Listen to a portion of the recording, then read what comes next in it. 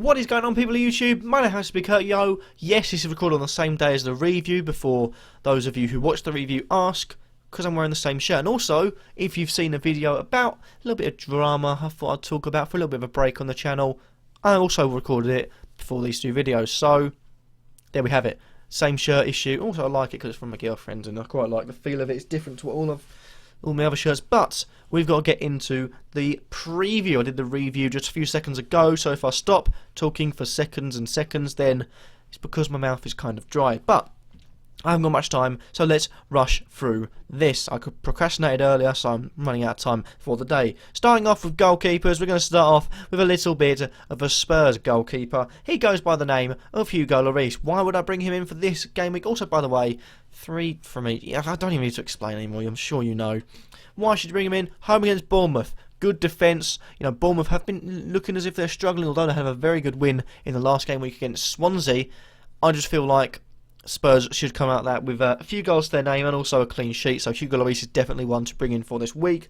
Next up, this is a very risky game week. I'm not, like I said, I don't like to go for the ones that are just like, oh, you should bring in Harry Kane because he's playing against Norwich. I don't like that. I had to do it last week because there was no one else playing. There was basically only like one game playing, pretty much at least. But I'm going to take a few risks in this one, so correct me if you think I'm being delusional. But next up, we've got a West Ham goalkeeper by the name of Adrian. I'll be thinking, oh my god, what are you doing? You absolute moron. They're away against Chelsea. Well, Chelsea, however, I feel like could be in a bit of predicament when it comes to this game. As we see from here, of course they've got Zuma out, Falcao's also out, and also Costa is suspended for making love to Barry pretty much, or trying to seduce him. Barry, like that, got sent off a few minutes later and walked down the tunnel to try and finish off what he started on the pitch with Diego Costa. But I feel like they've lost their fear factor, and I feel like they could go on to at least get a 0-0 West Ham, if not nick a victory. They're in very fine nick, and Payet and co will look to make this a victory, and a good one at that. So clean sheet for Adrian? I think so. Last goalkeeper, Swansea goalkeeper by the name of Lucas Fabianski. Had a poor game week, obviously conceding 3 goals against Bournemouth, but coming up against Aston Villa, come on, I don't need to explain. Moving on to the defenders now, and we have got a defender from Arsenal. Now, this is a surprising one because they are coming up against an informed Lukaku, who basically ate the whole Chelsea team twice to win 2-0 in the Cup and send them through to semi-finals. But I'm going with Hector Bellerin because if there's an off chance of them getting a clean sheet, he'll be playing to get the clean sheet, although, you know, they will have just played in the Champions League, so may not play. What on earth just happened to my voice? My God, that scared the crap out of me. But may not play in the game, but you know, I'm pretty sure he will. And I'm still fun. I'm gonna have to go back and watch that and try and clip it out into some little Vine shit. But Hector Bellerin, bring him in because if he's not going to get a clean sheet, he'll also bomb forward, maybe getting your assist or a goal against a weak Everton defence that likes to concede goals. So clean sheets plus potential to get, you know, forward and get goals and assists equals definitely worth a purchase. Hector Bellerin deserves to go in there. Starting off with, you know, a Newcastle player. Here we go. Things are going mental now. I've actually gone mental, but Daryl Janmaat, and he's got a home game against Sunderland. Like I've said, it is the manager effect. The last 4 Sunderland managers have all come in a game before a derby against Newcastle. All have won their game against Newcastle. Now it's role reversed because they've brought him in now. I think a bit of superstition's coming from Mike Ashley, and I think he's thought we'll bring Rafa in 1 game before a derby, see how that fares, and I think that could work for him. They look very good against Leicester, so Daryl Janmaat's got to be in there. Moving on from him, any Spurs defender. Skip forward that.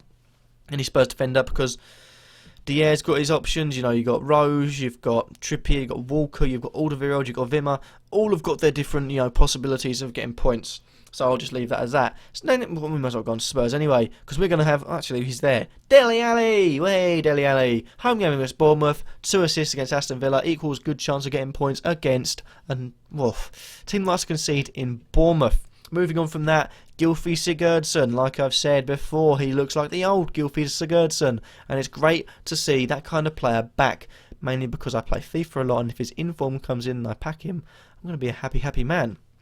But moving on from Sigurdsson, go West Ham player, she's right here now. Dimitri Payet. Now, like I've said, it is going to... Actually, oh no, never mind.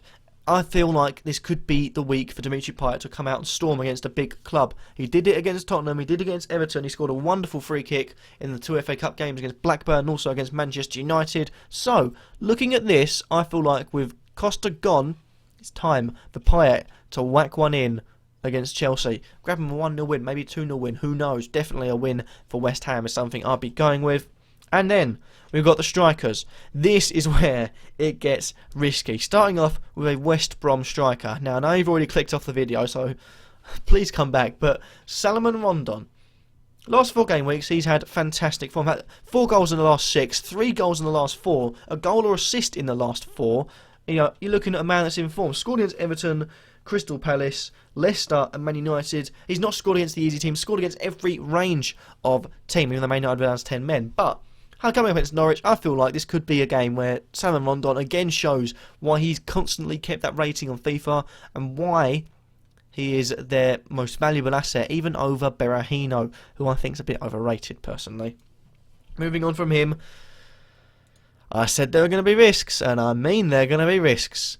Emmanuel Adebayor. Now, I know, I'm losing the plot, but Emmanuel Adebayor has only scored 1 goal since coming back into the Premier League, and I feel like he could get a second here. Leicester, you know, they're doing all right at the moment, not too bad, top of the league, 5 points clear, you know, the usuals, but Emmanuel Adebayor, I think Palace are looking better than they were. I think they're unlucky against Liverpool. A very, very good decision on the penalty, but very harsh as well. And then a mistake from the goalkeeper. Otherwise, that would have been a win for Palace. And I think Adebayor will come in now and definitely try and make his presence felt against a Leicester side that are very good at the back. But, I said R, by the way. It sounded like R, but I did say R. I feel like Adebayor, it could be his week. And lastly, I said there were going to be risks. This is an even bigger risk. Alexander Mitrovic. He started for Rafa Benitez's Newcastle against Leicester. I think he'll start against Sunderland, and now is his time to get the fans behind him. He did a lot of stick because he's missed a lot of chances, so I believe Mitrovic, it could be your week to shine as Rafa Benitez continues the trend of managers from Newcastle and Sunderland battling it out in the rivalries. And basically, coming in the game before is a good omen. But there we go, just to review over the 12 players: Hugo Lloris, Adrian, Lucas Fabianski, Hector Bellerin, Daryl Janmaat, any Spurs defender of your picking, pick wisely. Dele Alli, Gylfi Sigurdsson, Dimitri Payet, Salomon Rondon, Emmanuel Adebayor, and Alexander Mitrovic. Thank you guys for watching. Like this video, then leave a like, let me think in the comments down below, and subscribe if you feel like I'm worthy. Why have I been talking so fast? This is what happens when you don't sleep very much. Thank you guys for watching, and peace.